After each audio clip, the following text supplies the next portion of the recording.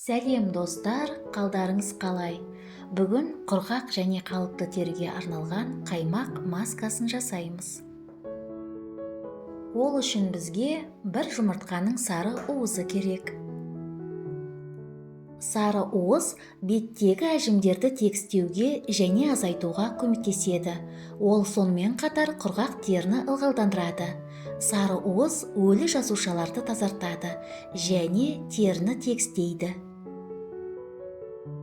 Үстіне бір ас қасық қаймақ салып араластырамыз. Қаймақ теріні ағартады, нәрлендіреді және жұмсартады, әжімдерді тегістейді. Тері тесіктерін бітеп тастамайды және тарылтады.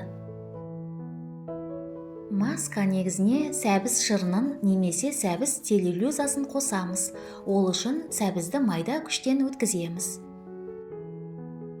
Сәбіз терінің құрғақтығы мен қабыршақтануын болдырмауға көмектеседі. Теріні жұмсартып, нәрлендіреді. Барлық ингредиенттерді жақсылап араластырамыз. Дайын болған масканы шыны ыдысқа құйып, тоңазытқышта 3 күнге дейін сақтауға болады. Достар, каналға жазылыңыз, лайк басыңыз, видео рецепттермен достарыңызбен бөлісіңіз.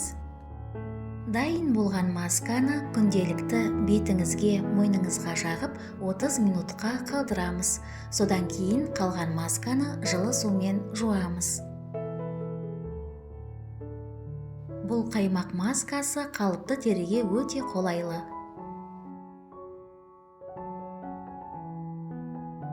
Сізге денсаулық, жастық және сұлулық тілеймін. Келесі кездескенше.